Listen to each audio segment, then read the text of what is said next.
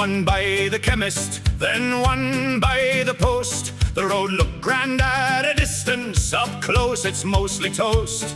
The tire gave a yelp like a cat in a sack, and the front end went loose with a mighty clack, clack, clack. We're zigging, we're zagging like Egypt's in a train. Every lane's a little graveyard for the poor we wheel again. The neighbors are peering, arms folded, red face, saying, "There goes the fiesta of the county's disgrace." Hey! What are we paying motor tax for? What are we paying motor tax for? Tires and bits and suspension sore. What are we paying motor tax for? People up in arms at the door, up in arms at the door. What are we paying motor tax for? Mum said, "Mind the back road, it's cruel after rain." But the back road had a moon crater and a grievance to its name. We limped past the chapel, past the shop and the gate.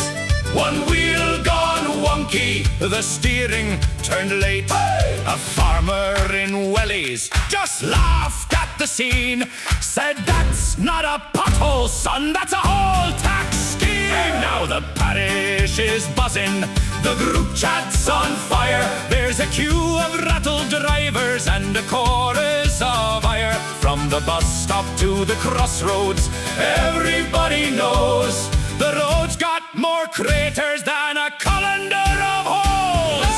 What are we paying motor tax for?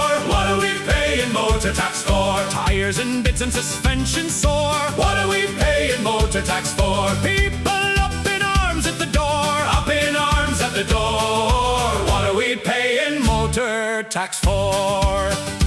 If the lads from the council came trotting down the lane, they'd lose their loafers, spill their tea, and never trust the road again. So patch it up proper, give the shock some peace, and let the poor old banger roll home in one piece. What are we paying motor tax for? What are we paying motor tax for? Tires and bits and suspension sore. What are we paying motor tax for? People up in arms at the door, up in arms at the door.